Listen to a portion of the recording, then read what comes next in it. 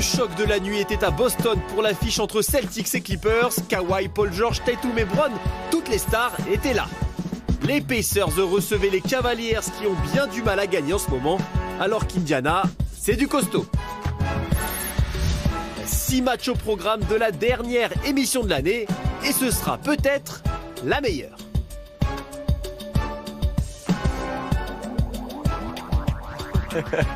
Bonjour tout le monde, c'est NBA Extra, bienvenue dans l'émission. Bah oui, peut-être que ce sera la meilleure de l'année, qui sait, c'est un mauvais signe pour les 100 et quelques premières de l'année.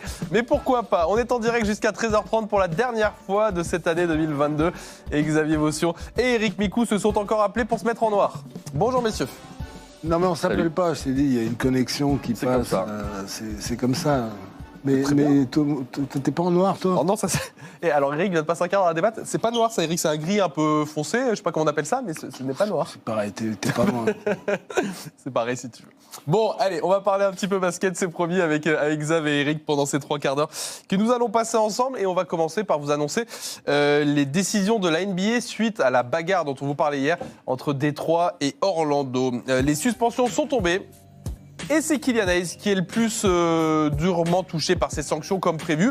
Mais une suspension de 3 matchs seulement, j'ai presque envie de dire, pour Killian Hayes. 2 pour Mo Wagner, qui avait initié le contact et donc la bagarre. Et puis nous avons 9 autres joueurs qui sont suspendus pour un match. Xav, les 3 quarts du banc d'Orlando qui s'est levé est suspendu. Voilà, donc en fait, de toute façon, c'est simple. La NBA, c'est pas poser de questions. S'ils veulent suspendre donc, tous ces joueurs-là d'un match, il faut forcément donner plus à Wagner et forcément donner plus à Killian. Donc voilà comment j'imagine ça s'est réglé. Je suis très surpris de voir autant de suspensions pour le banc.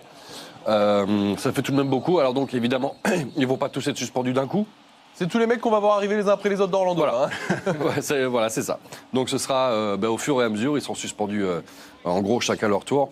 Pour Killian Hayes et Mo Wagner en revanche, c'est dès le prochain match. Bon, c'est vrai qu'il frappe fort. C'est pas très surprenant à partir du moment où tu fais un match à tout le monde. Il faut forcément donner plus aux 2 autres. Donc oui, ça frappe fort. Il y en a qui discutaient de 5 matchs pour Kylian. C'est quand même ce qu'on avait. Je trouve pas ça fou. Non. Plus ou moins, on pensait à 3 matchs. Plutôt clémente, la NBA, ça aurait pu être pire que ça. Je commençais à lire des trucs. Moi, hier, il va pas être là à Paris, etc. Finalement, 3 matchs de suspension, ça va, non? C'est pas du foot, on n'est pas là sur. Voilà, la NBA, ils sont quand même un peu plus tendres sur les suspensions généralement. Oui, ça, tu fais ça sur un match de Ligue 1, oui, tu peux prendre 5 matchs, mais là, d'un coup, c'est 5 semaines. Là, c'est 3 matchs, c'est 1 semaine. Donc bon, c'est pas tout à fait la même chose. Donc on retrouvera Kylian et cette équipe des Pistons en janvier, comme prévu le 19 janvier prochain pour notre match à Paris.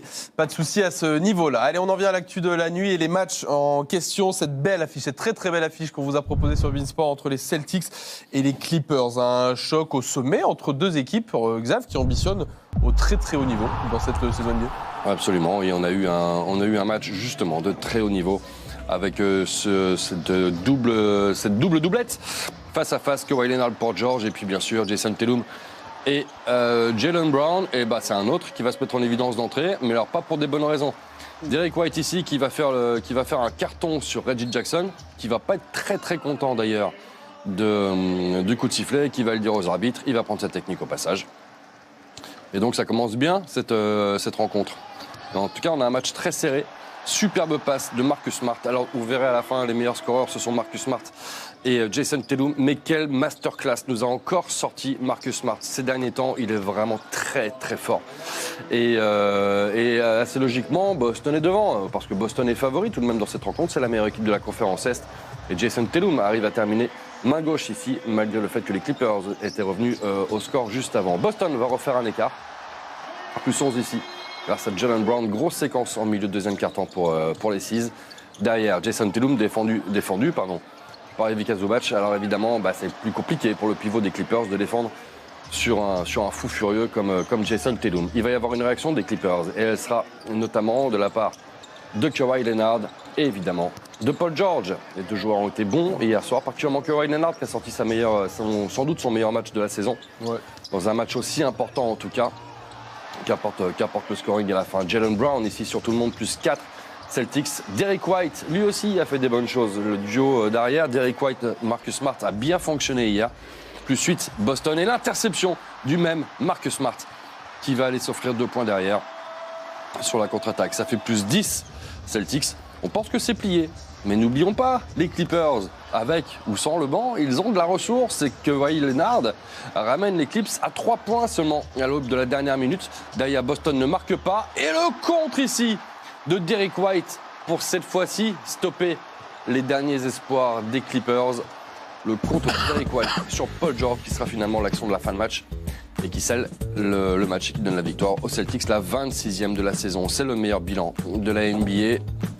Et assez largement d'ailleurs. 29 et 29 pour Tatum et Brown, 26 et 24 pour Kawhi Leonard et Paul George. Il met encore un gros Marcus Smart, 17 points, mais c'est encore ses 9 passes décisives. Il perd très peu de ballons. Et voilà, victoire assez logique finalement hier soir des Celtics. Mais on a vu une belle équipe des Clippers malgré tout. Et il y a du mieux clairement. En tout cas, les Clippers qui montent en puissance. En revanche, c'est régime full pour les Celtics. Très très bon en ce moment. À l'image de toute cette année 2022, d'ailleurs, qu'il aura réussi. Eric, Boston aujourd'hui est la meilleure équipe de NBA en termes de bilan en tout cas. Oui, clairement la plus régulière. Il y a eu une petite période où il y a eu 2-3 défaites consécutives. Orlando, 2 de suite à la maison. Voilà, Orlando qui avait trouvé, semble-t-il, la recette pour battre 2 fois de suite Boston à l'extérieur. Mais c'est fort. C'est fort. La doublette Brown, Tatum, associée à Derrick White, à Marcus.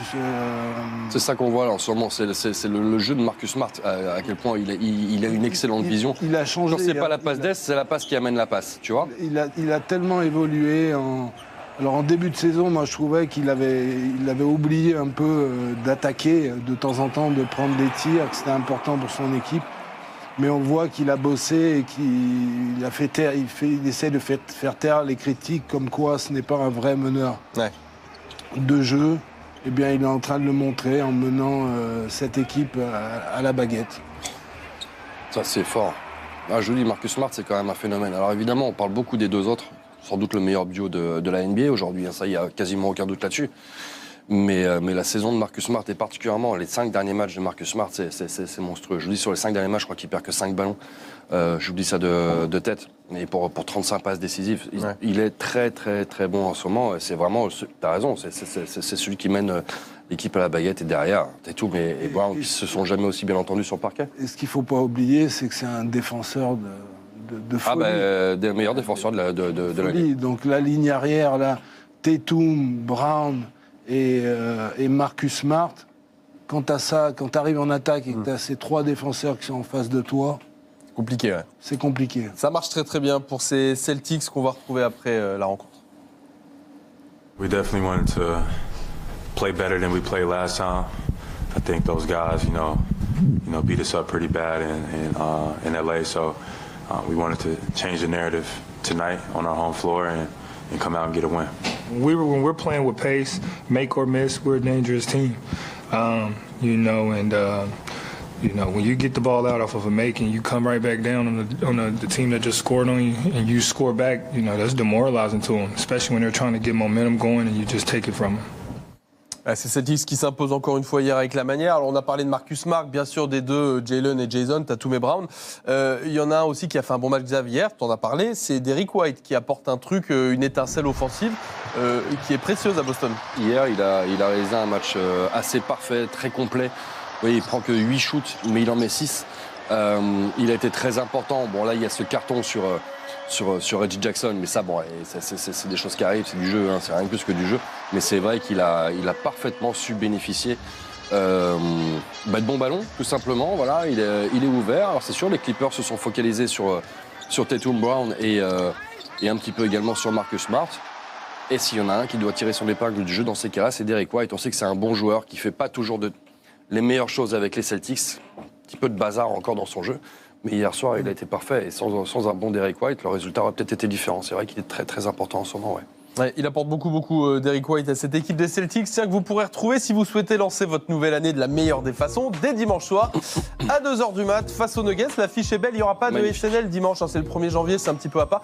Et bande de petits vénards, c'est Florian Michel qui va vous le commenter. Ah bah tiens, bien fait pour lui. Comme ça, pour lancer votre 1er janvier 2023, dimanche soir. On se dit un petit mot des Clippers quand même, qui s'inclinent hier, les gars, avec un Kawhi Leonard qui a été bon, un Paul George qui a été bon, mais ça ne suffit pas, Eric, hier soir, ils sont juste moins forts que Boston, quoi. Ouais. Boston, en plus, au Garden, c'est limite injouable, même si ils sont restés, ils sont pas passés loin. On a l'impression quand même Boston pouvait passer à la vitesse supérieure à chaque fois qu'il le fallait. Mais maintenant, qu'est-ce qui va se passer pour les Clippers? Eh bien, on va voir la gestion des deux stars, toujours pareil. Ouais. Et on arrive sur la ligne droite qui commence à être importante là après les fêtes, et il va falloir que cette équipe des Clippers joue rapidement au complet et commence à créer des automatismes, parce que les matchs vont s'enchaîner et que s'ils veulent être tout là-haut à l'ouest, il va falloir enchaîner les victoires. Bah alors, la question, Xav, Eric, c'est est-ce qu'on sent une montée en puissance de ces Clippers? Est-ce qu'ils vont dans la bonne direction? Oui, ils vont dans la bonne direction depuis le retour de Kawhi Leonard, ça c'est sûr. Et Kawhi Leonard joue de mieux en mieux. Maintenant, Eric le disait, c'est une équipe qui est dans la gestion, c'est une équipe qu'à mon avis, on ne verra jamais forcément à 100% avant les playoffs, parce que de toute façon, l'objectif est simple, c'est le titre et point final. Et la saison régulière, finalement, il faut la gérer, et il faut gérer Kawhi Leonard, et il faut gérer Paul George, il faut gagner des et il faut matchs, gérer tout le monde. Ils peuvent se qualifier 6e, 5e, 4e, je pense qu'ils s'en foutent complètement. Très honnêtement, ils ne cherchent pas à être tout en haut de l'Ouest. Ils seront là pour être à 100% en playoffs, c'est pas avoir des soucis comme ils ont eu jusque-là systématiquement avec l'absence de Kawhi Leonard l'année dernière, des soucis avec Paul George.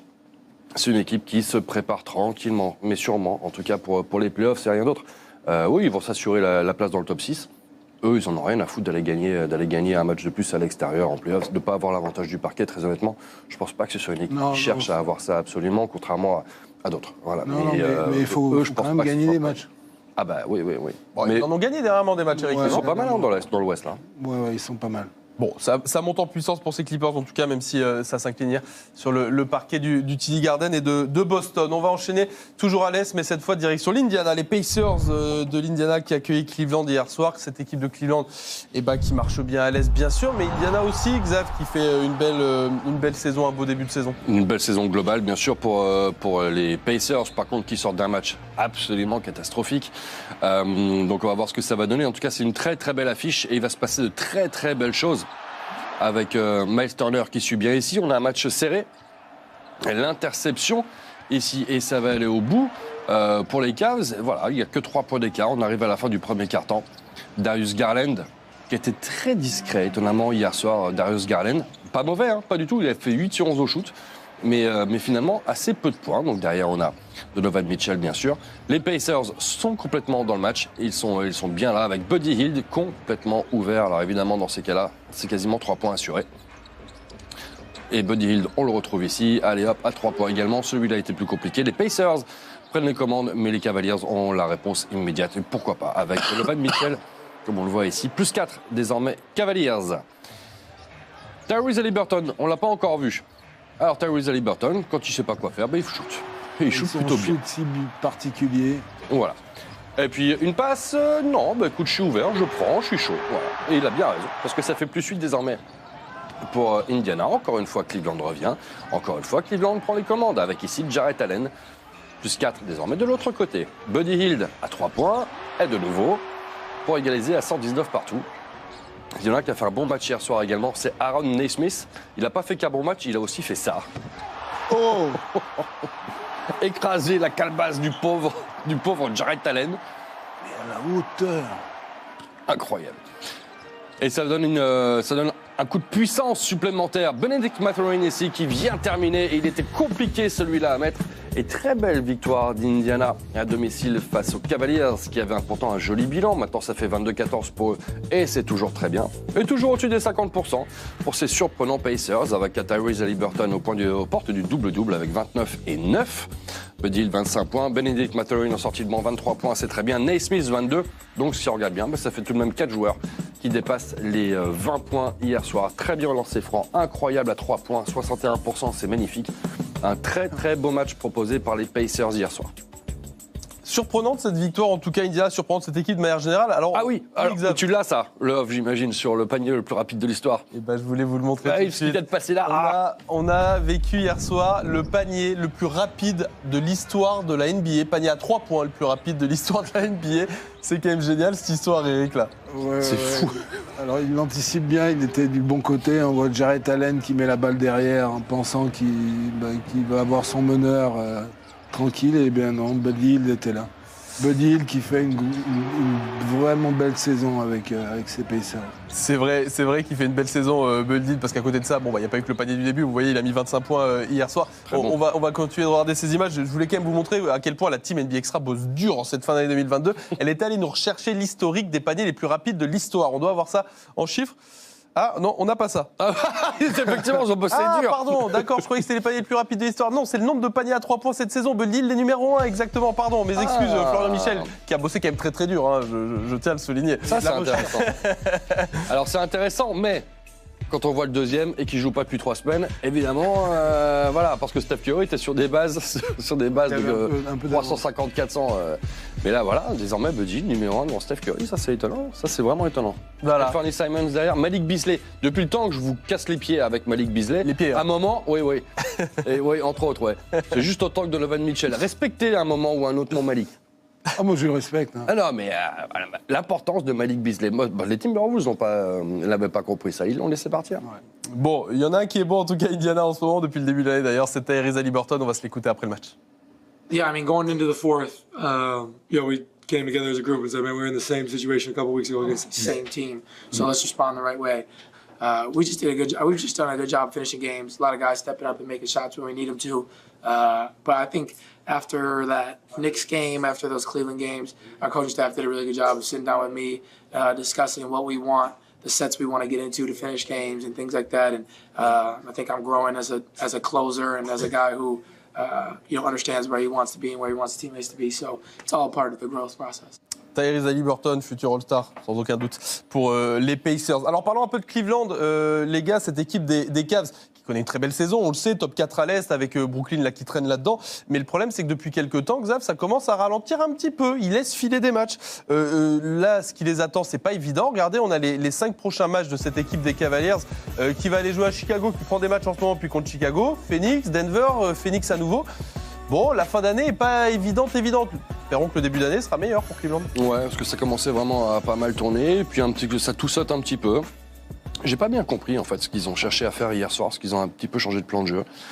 Quand on se souvient de Darius Garland qui peut prendre 30 shoots par match hier soir, qui n'en prend que 11, ils ont cherché à jouer un petit peu autrement, ça leur a pas réussi. Bon, c'est pas la fin du monde, hein, ils sont toujours très très bien dans l'Est. C'est là sans doute aujourd'hui 4e équipe de la conférence Est. Avant, on avait cette discussion avec 2 équipes, puis 3 maintenant avec Brooklyn. Cleveland est juste un petit ton en dessous. Il n'y a rien qui dit que ça va pas revenir et que ça va pas finalement bien se passer. Mais c'est vrai que le début d'année va être un petit peu compliqué.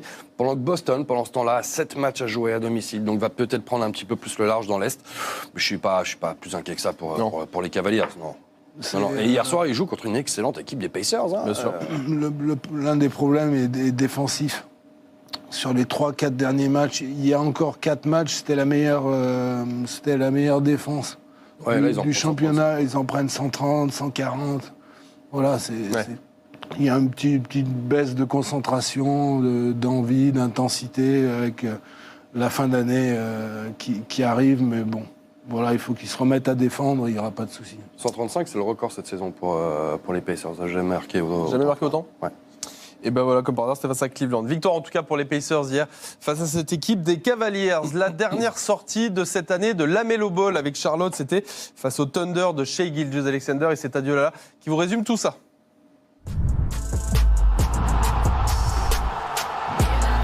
Charlotte OKC, le 14e de la Conf Est face au 12e de la Conf Ouest, oui dit comme ça. Ça fait pas rêver, mais c'est LaMelo Ball face à SGA. Et pour ceux qui aiment le show, on va être servi. Ball inscrit 10 des 15 premiers points de son équipe. J'ai pas compris le projet, laissez shooter SGA. Ok. Le poster de la soirée en attendant le top 10 de l'année.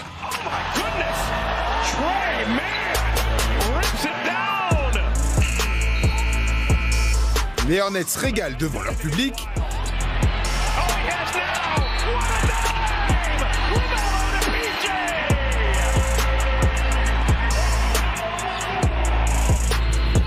Charlotte s'impose 121-113 pour son dernier match de l'année.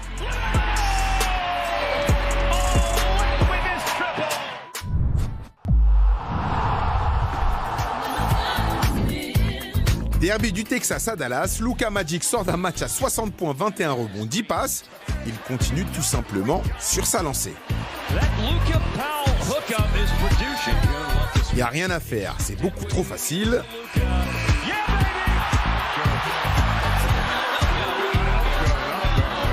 Il sait tout faire et ça a l'air tellement simple. Encore un petit triple-double, 35 points, 12 rebonds, 13 passes. Sans forcer.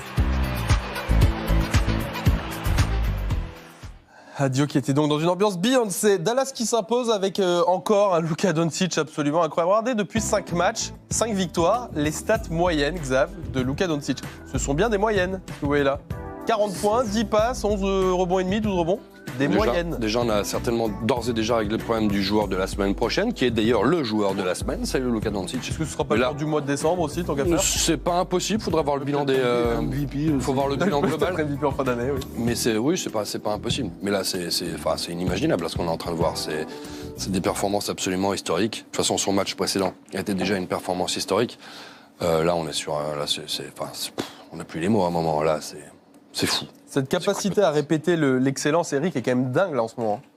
Oui, on se demande quelle va être sa limite, parce qu'on est en train de s'habituer à voir des statistiques comme ça, un peu comme à l'époque de Russell Westbrook qui enchaînait au bout d'un moment, on n'y pensait même plus, mais il faisait triple-double sur triple-double. Tu sais quoi, tu as raison de citer Westbrook, parce que 40, 10 et 10, Westbrook sur 5 matchs, Westbrook l'a fait 2 fois et Oscar Robertson 1 fois. Et donc maintenant, il y a Luka Doncic qui arrive dans la discussion. Mais il est incroyable. Ouais. Incroyable. Lunaire Luka Doncic sur cette fin d'année 2022.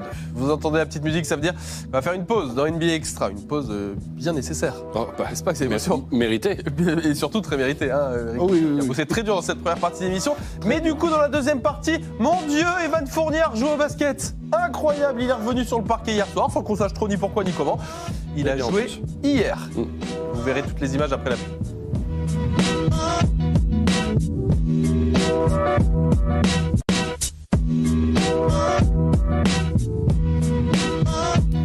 La deuxième partie d'NBA Extra, toujours en direct avec Xavier Vaution, avec Eric Micou à mes côtés. On va continuer à vous débriefer la soirée de NBA et vous parler de cette jolie fête du basket, puisqu'on l'appelle comme ça, hier soir qu'on a vécu ensemble sur beIN Sport. C'était le All-Star Game de BetClick Elite et on a vécu une soirée très sympa, je trouve en tout cas moi très réussie. Il s'est passé plein de trucs. Sachez que la sélection France s'est imposée face à la sélection monde avec évidemment qui d'autre, Xav, Victor Wembanyama élu MVP. Ouais, avec Amarassi à ses côtés, on le voit, qui a été honoré. Bah voilà, ce titre de MVP pour Wemby. Pas grand-chose à dire, hein. Bon, à part que la sélection monde a fait une première mi-temps plus qu'intéressante. La suite, ça a été une autre histoire. Mais voilà, Wembanyama qui a eu énormément de possibilités de se montrer hier soir pour son premier et sans doute dernier All-Star Game français. Ça, on verra plus tard. Mais c'est bien, c'était un bel événement. Et il fonce au dunk, mon Dieu. Stop and go. Normal. Ah, mais il fait tout. Non, mais il est capable de tout. Puis il l'a bien montré hier soir.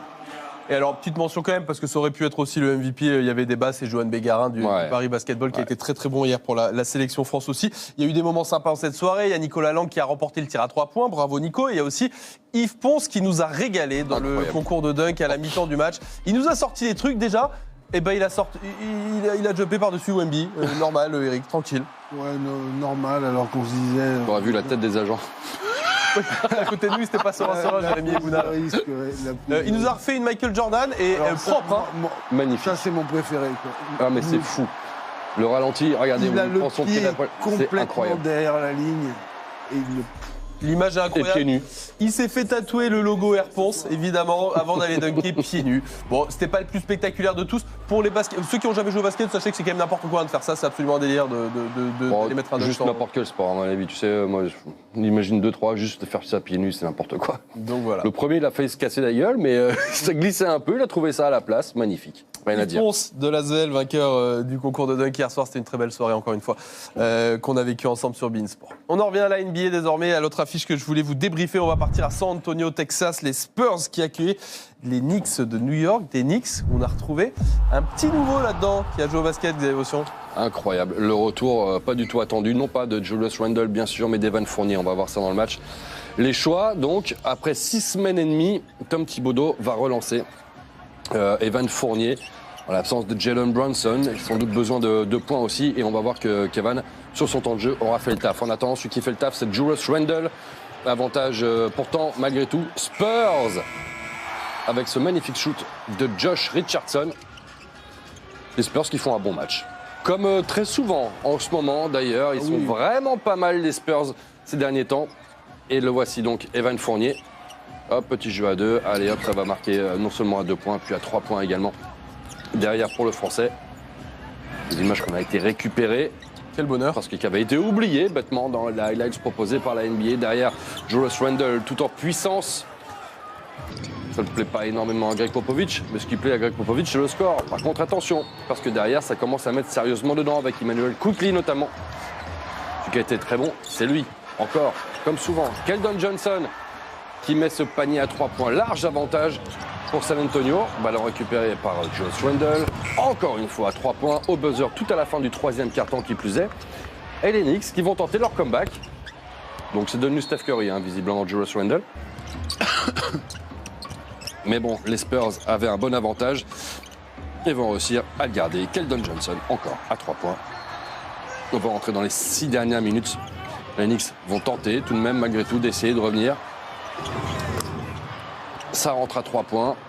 Toujours pour Emmanuel Quickley, bien sûr. Et puis, comeback. Non, pas comeback. Absolument pas. Keldon Johnson a dit non, c'est mort. C'était ma soirée. Ce ne sera pas pour vous. Contre incroyable. Quel retour de Keldon Johnson, parce qu'il a fallu quand même très très haut pour aller chercher Quentin Grimes. Et les Spurs qui vont donc s'offrir une jolie victoire.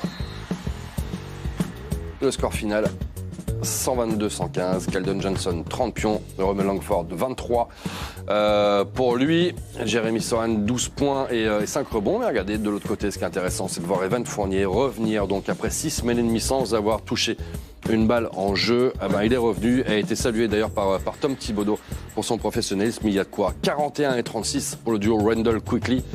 Mais bon, voilà, les Knicks, ça ne va plus. Là aussi, ça tousse même gras en ce moment. 18-18, c'est leur bilan. Alors que ces derniers temps, j'étais quand même sur une belle série. La série, maintenant, c'est une série de défaites.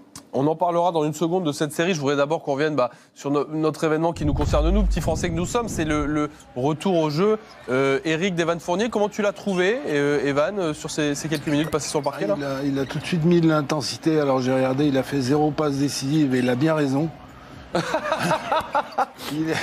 il a bien raison, mais moi j'ai vu un Evan qui s'est pas posé de questions. Chapeau, parce que quand tu joues pas pendant aussi longtemps et que tu es complètement oublié d'être capable d'arriver et de faire le taf en grand professionnel et de montrer ce que tu sais faire. Ouais. Comme ça, il le montre à tout le monde aussi ce qu'il sait faire, et c'est peut-être aussi pour ça que les Knicks ont montré que Evan Fournier était toujours un joueur de basket, qu'il n'avait pas de soucis, et que donc si jamais vous étiez intéressé pour le prendre en trade, regardez, il joue et il joue toujours bien. Ouais, parce qu'il n'y avait pas de raison particulière, en tout cas de. Non, parce que Jalen Brunson, c'est pas son premier match qu'il rate, et Evan n'était pas revenu pour autant. Là, ils le remettent un petit peu en lumière. C'est très bien et pour lui, et on a vu que, pour tout le monde de toute façon.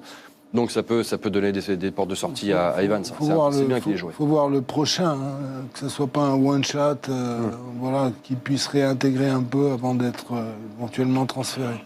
Alors ça fait quoi de rejouer au basket, Evan Fournier? In English, please. I'm just doing the work daily, and it just happened that today, I got a chance to play, and I was just trying to be present, trying to, be in a moment, and just trying to help the team win. That's it. It was a lot easier to play than to, actually sit on the bench and watch the guys play. So, I'm actually happy I got a shot at being back out there. Alors bien sûr qu'on est tous ravis ici de revoir Evan Fournier jouer au basket. Maintenant le problème c'est que les Knicks, comme Xav vous l'a dit, se remettent à perdre des matchs. Ils en avaient gagné 8 d'affilée, on disait du bien d'eux et à juste titre j'imagine. Le problème Xav c'est qu'ils en sont à 5 d'affilée, ça commence à faire beaucoup là. L'importance de Jalen Brunson de toute façon. Elle est là d'un coup on la voit immédiatement. Alors il y a Brunson et il y avait Randle parce que Randle on peut rien lui reprocher, il a été très très bon hier soir. Mais voilà, maintenant c'est trop court vêtu pour continuer. Pas forcément la série, parce que le 8 de suite, déjà, il était magnifique. On va pas leur demander non plus de donner les 15 de suite. Mais ouais, sur les 5, perdre contre les Spurs, tout ça, c'est quand même des trucs un petit peu gênants, même sans Jalen Brunson. Parfois, c'est... voilà. Mais on le sait, de toute façon, les Knicks, ça sera s'ils font le play-in, déjà, c'est bien, mais c'est pas une meilleure équipe que ça. C'est tellement les Knicks, en fait, de faire ça. Et on en parlait avec Jacques quand il faisait la série, il nous disait, oui, il était un peu pessimiste, il nous disait, attendez de voir un peu. La preuve, il avait raison, c'est les Knicks. Oui, c'est les Knicks, même si quand ça allait bien, on les voyait jouer, on se disait que ça allait forcément tenir parce que tous les ingrédients étaient là, la répartition du scoring, Jalen Brunson qui change absolument tout dans le leadership de cette équipe.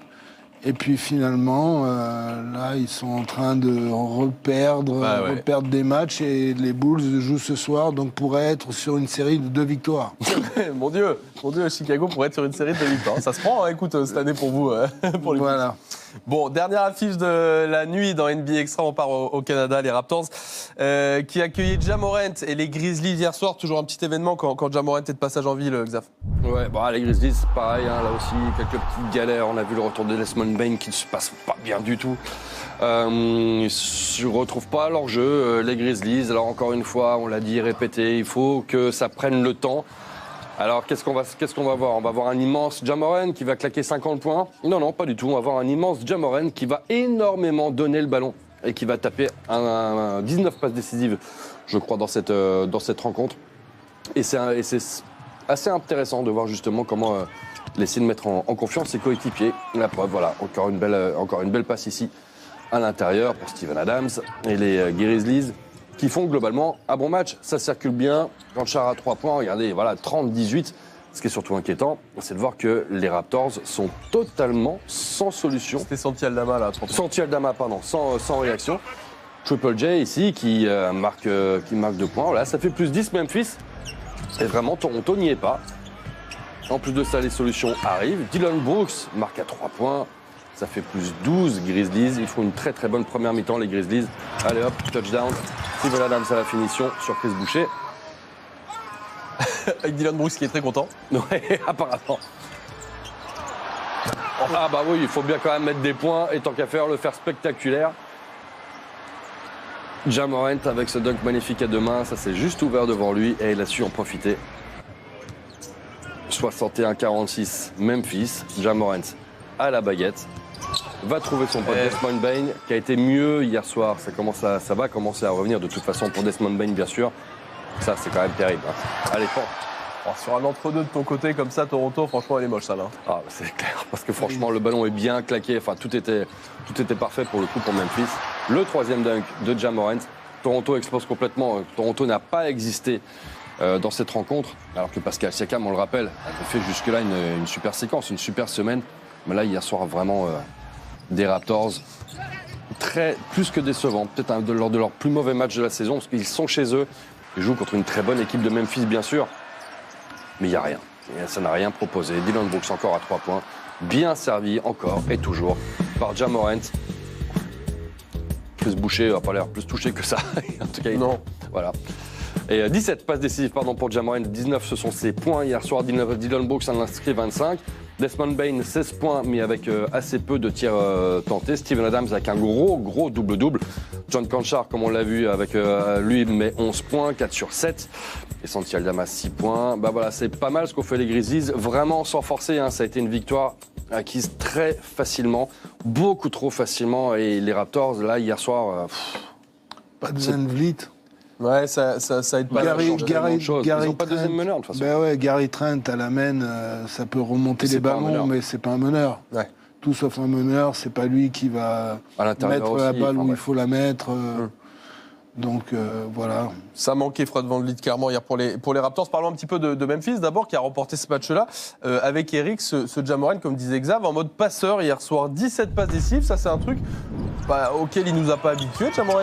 Ouais, et puis après il s'est peut-être donné un petit objectif, voilà, de faire des passes décisives, de faire briller ses coéquipiers. Ce fameux cri. Ce cri. Ouais, mais de toute façon, ils avaient besoin aussi. On a vu ces derniers temps qu'il n'y avait pas la réussite, que ça foutait pas des paniers. Donc effectivement, peut-être un peu plus en mode créateur, t'as raison. Mais en même temps, les paniers, quand ils rentrent, ça fait des passes décisives. Tu vois, c'est aussi que les paniers rentraient pas. C'est que les paniers rentraient pas. Et tu vois, comment il s'appelle Desmond Bane. Ah c'est l'exemple, bien sûr. Dylan Brooks qui met dedans aussi à 3 points hier soir.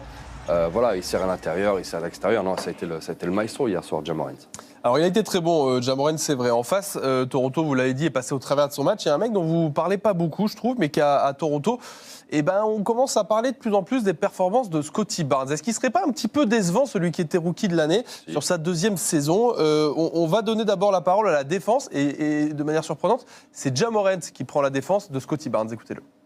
Obviously, Scottie is, a special talent. He does a lot on the floor for Toronto. Obviously, I feel like he's a big piece to this team, and you just got to have patience, I feel like most people don't know what an NBA player goes through, day in and day out. I feel like he's going to be fine. Très joli cadre d'interview, en tout cas Scottie Barnes qui est donc défendu par Ja Morant. Est-ce qu'il y aurait un retard à l'allumage sur cette deuxième saison, Xav, pour Scottie Barnes? Ouais, il a été blessé un petit peu en début de saison, on s'en souvient, Scottie Barnes. Il a plus de mal, mais à l'image de son équipe, donc c'est peut-être effectivement... je sais pas. Il n'y a pas que ça, hein, parce que, je dis, pas de meneur et pas d'intérieur. Moi, j'ai toujours eu en regardant les Raptors, on a un souci un petit peu avec ça, ils jouent différemment.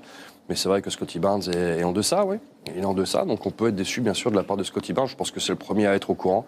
OG Anunoby a pris plus de place aussi dans cette équipe-là. Donc voilà, vous avez ces 3 joueurs-là, donc avec Siakam, Anunoby et Scottie Barnes, plus éventuellement Gary Trent, là on vient de le voir. Mais c'est insuffisant, bien sûr que c'est insuffisant. Ses performances seront insuffisantes, comme les performances aujourd'hui des Raptors. Maintenant, il a raison, Ja Morant, on peut lui laisser du temps, ça va certainement revenir, tout ça. Ouais. Je pense que cette équipe va bouger, va évoluer d'ici la fin de la période des trades. Il y en a certainement besoin d'ailleurs. Mais c'est vrai qu'en ce moment, leur bilan commence à devenir vraiment inquiétant dans une conférence Est où on n'a pas trop le droit de prendre du retard, je pense. On en attend plus de Scottie Barnes, Eric? Oui, bien sûr. C'était l'année de la saison de la confirmation par rapport à la saison dernière. Pour avoir fait les Raptors quelques fois, il y a quelque chose qui est quand même intéressant, c'est sa capacité à défendre sur les meneurs adverses. Alors c'est un joueur qui est plutôt grand de taille, mais défensivement, on ne peut pas lui reprocher grand-chose. Après, sa moyenne de passes décisives est montée. Il se retrouve souvent dans des situations où c'est un peu lui le créateur, un peu lui le meneur backup de Fred VanVleet, qui même n'hésite pas à se décaler et à laisser Scottie Barnes à la main. Donc voilà, après, il faut qu'il ait plus d'impact. C'est vrai, comme l'a dit Xavier, OG Anunoby a pris le rôle de scoreur derrière Pascal Siakam, mais je me fais pas trop de soucis pour lui. C'est un joueur qui est propre, qui est talentueux et qui défend. Donc, Et on surveillera la suite des prestations de Scottie Barnes. Voilà, en tout cas, pour les affiches de la nuit, il me faudrait un MVP, les gars, s'il vous plaît, pour cette soirée. Pas évident. Ouais, Luka. Luka, pour Eric, c'est vrai qu'il fait encore un triple-double à plus de 30 points, je comprends. Ouais. J'en ai absolument pas à vous sortir là tout de suite là. Bah, tu veux que je t'aide ? Parce que les meilleures performances, c'était surtout dans les équipes adverses, dis-moi. Eh ben, on a voté ce matin, c'était un petit peu serré. On a voté pour Tyrese Haliburton. Ah ouais. La victoire face à Cleveland est belle quand même d'Indiana, 29-9. Le pourcentage est bon. Ça va, j'accepte. Ça te va ? Ouais. C'est accepté par Eric Mikou. Alors comme c'est la dernière émission de l'année, on vous propose un top 10 un petit peu spécial. Ce ne sera pas le top 10 de la nuit, c'est le top 10 de l'année. Je vous préviens, ça envoie du très très lourd. How can I be homophobic? My bitch is gay. Hitman in a top try, see a man topless, even a stick is gay. Hugging my brothers and say that I love them, but I don't swing that way. The man them celebrate Eid, the trap still running on Christmas Day. Somebody told Doja Cat that I'm trying to indulge in that. In my great tracksuit, see the bulge in that. See the motion clap when you're throwing it back. These females planning on doing me wrong, so I'm grabbing a dome at the Trojan pack. Post a location after we're gone, can't slip and let them know where we're at. I don't know about you, but I value my life.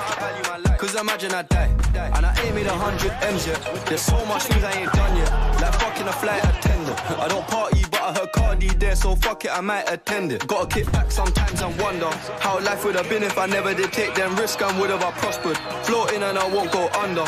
Been out of town for a month. Absence made the love grow fonder. UK rapper, UK drill, gotta mention my name if you talk about the genre. How can I be homophobic? My bitch is gay. Hitman in a top try, see a man topless, even a stick is gay. Hugging my brothers and say that I love them, but I don't swing that way. The man them celebrate Eid, the trap still running on Christmas Day. How can I be homophobic? My bitch is gay. Hitman in a top try, see a man topless, even a stick is gay. Hugging my brothers and say that I love them, but I don't swing that way. The man them celebrate Eid, the trap still running on Christmas Day. Somebody told Doja Cat that I'm trying to indulge in that. In my great tracksuit, see the bulge in that. See the motion clap when you're throwing it back. These females planning on doing me wrong, so I'm grabbing a dome at the Trojan pack. Post a location after we're gone, can't slip and let them know where we're at. I don't know about you, but I value my life. Cause imagine I die, and I ain't made 100 M's yet. There's so much things I ain't done yet. Like fucking a flight attendant. I don't party, but I heard Cardi there, so fuck it, I might attend it. Gotta kick back sometimes and wonder how life would have been if I never did take them risks and would have I prospered. Floating and I won't go under. Been out of town for a month.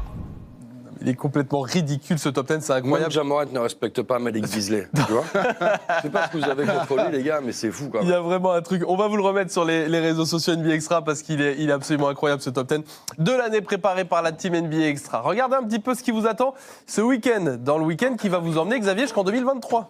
Oui, exactement, avec Eric Mikou, d'ailleurs. La fin de... Non, même pas, la fin sera demain soir. La semaine spéciale LA continue avec le déplacement des Lakers aux Hawks. Ce soir, ça peut être très très serré cette affaire-là. Les Wolves aux Bucks, ce sera à suivre cette nuit en VO demain matin à 11h. Et puis demain soir, juste avant de fêter 2023, Clippers at Pacers à Avec 21h. Oui, il y a Eric et moi. Ah, On a déjà prévu les champagne et tout. Ah oui, tout est prêt. Alors le champagne sera pour après, avec modération bien sûr. Enfin, et dès le lendemain matin, Charlotte d'entrée contre les Nets, le dimanche à 11h, ce sera moi aussi, je dors ici. Le beau programme du week-end. Tiens, sachez aujourd'hui, nous sommes le 30 décembre, que nous fêtons un bel anniversaire en NBA, celui du King. LeBron James fête aujourd'hui ses 38 ans. Ouais, quand même. 30 décembre c'est- 84. Eh oui. Regardez-le posé comme il était beau avec ses 4 trophées de MVP autour de lui. Bon anniversaire à LeBron James. Et puisqu'on arrive au terme de cette émission et de cette année, c'est l'occasion pour moi de vous remercier tous devant votre télé de nous suivre tout au long de la saison sur BeIN, sur les antennes NBA Extra, que ce soit les matchs, les émissions, le SNL, tout ça. On est toujours ravis de vous avoir à nos côtés. Merci Xavier Votion, merci Eric Mikou. Merci Rémi. Merci à la à team demain. NBA Extra du jour. Il y avait Marie Fatouga, Yadio Lala, Florian Michel et Florent Aubert. On se retrouve ce soir pour les matchs avec ces messieurs. Et tout au long Dormirai du week-end. peut-être avec toi. Oula. Ça va pas bien. Allez, passez un bon week-end. Et on se retrouve en 2023. Hugging my brothers and say that I love them, but I don't swing that way. The man them celebrate Eid, the trap still running on Christmas Day. Somebody told Doja Cat that I'm trying to indulge in that. In my great tracksuit, see the bulge in that. See the motion clap when you're throwing it back. These females planning on doing me wrong, so I'm grabbing a dome at the Trojan pack. Post a location after we're gone, can't slip and let them know where we're at. I don't know about you, but I value my life.